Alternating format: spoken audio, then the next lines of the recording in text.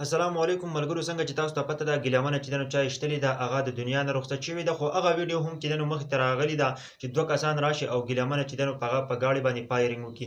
بل طرف ته تاسو راشئ که نه د ګیلمنې جنازې ته وګورئ چې څومره کسان په هغه کې موجود دي. بل طرف ته دریم نمبر خبره دا ده که نه چې پښتنو ریاکشن هم ویلی. ویډیو به د ټولو پښتنو سره شریکوئ څنګه چې تاسو ته پته ده ګیلمنه د دې دنیا نه لاړه، خو بلکې زمونږ ټولو پښتنو له پکار ده که نه چې موږ په دې پسې بالکل بحث نه کوو، بالکل په هغه پسې خبرې نه کوو. بس خیر د مغفرت دعا وله وکئ که په دې دنیا کې هر څه کړي دي، بس اوس هغې دنیا ته چې دنو تللي الله پاک چې دنو د هغه سره څه کوي هغه الله پاک په هغه باندې ښه پوهېږي. دویمه خبره دا ده که تاسو سوچ وکئ که نه ګیلمنه چې دنو هغه چا ویشتله ملګرو، ما دا ویډیو وګوره سیټه به تاسو ته ښکاري دا ویډیو. په دې ویډیو کې چې دنو دوه کسان راشي د ګیلمنې ګاډی را روان وي او په هغه باندې چې دنو فایرینګ وکړي او بیا هغه موټر سایکل والا چې دنو وتښتي، دغه د ګیلمنې چې دنو په هغه باندې فایرینګ وکړي هغه وولي.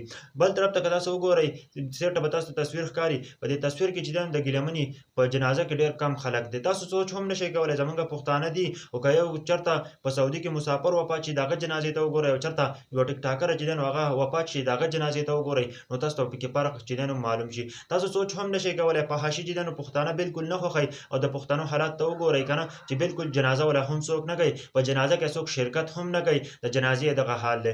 یو مولانا صاحب نه مې اورېدلو چې د ټیک ټاکرانو به بالکل چې دنو جنازه نه کوئ، نه به د هلکانو او نه به چې دنو جنکو. نو بالکل موږ له پکار ده که نه چې د دې فحاشۍ نه ځان وساتو او دې فحاشۍ اډې نه ځان وساتو. دا یوه نشه ده، دا یو غلط کار دی. ته راځې په ځان باندې ګانه ور واچې او ځان دې ښکلی کړی یې، بس دې دنیا ته ځان ښه چې زه یې ښه شی یم او بالکل دا غلطه خبره ده که نه پښتنو ورونو. دلته چې موږ ناست یو موږ خو وایو چې موږ د عبرت لپاره یو ویډیو بیان کړو او داسې د دې ټیک ټاک میک ټاکو نه بالکل چې دنو قلاریږئ.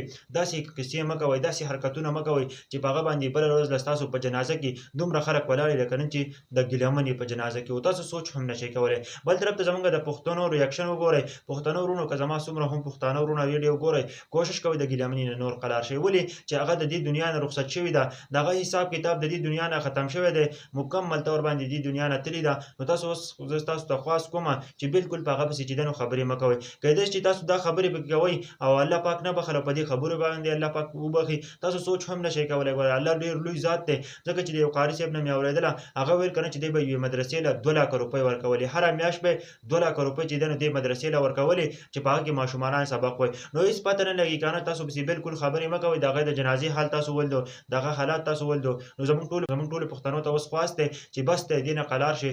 بس خیر دعا ورته وکړئ چې الله پاک یې وبخي. یو انسان او د الله پاک بنده دی، الله پاک په خپل بندګانو باندې چې دنو ډېر زیات خفه کېږي. د فحاشۍ چې دنو اډه یې کولاو کړې وه هغه فحاشۍ یې کوله او بل طرف ته چې دنو زمونږ پښتنو هم سپورټ کوله، زمونږ پښتنو هم د هغه ویډیوګانې کتلې، هغه یې فالو کوله، هغه یې مخکې کړې وه. زمونږ پښتنو پکې هم ډېر غټ کردار دی او پښتنو بیا ویشته هم. نو تاسو په خپله سوچ وکئ که نه چې موږ یو انسان په خپله سپورټ کړو، د هغه باوجود چې دنو هغه انسان ولو، د هغه باوجود چې دنو په هغه انسان وایي چې دې فحاشي خوری او دا داسې کوي او هغه شان کوي. موږ په خپله داسې خلک سپورټ کړو، داسې خلک مخکې کړو، پروموټ یې کړو، بیا د هغه پس چې کله هغه د دنیا نه رخصت شي یا یې څوک وولي نو هغه موږ وایو که نه چې ډېر ښه کار وشو. خو بل طرف ته چې دی دا یو انسان دی، انسان سره به ظلم زیاتی بالکل نه کوئ. چې زما هم څومره پښتانه ویډیو ګورئ ضرور یې شیر کړئ. د ګیلمنې د سټورۍ نه مکمل طور باندې نور واوړئ او بالکل پسې خبرې مه کوئ. هغه چې کومه تعلق د دې دنیا نه ختم شوی دی بلې دنیا ته منتقل شوې ده.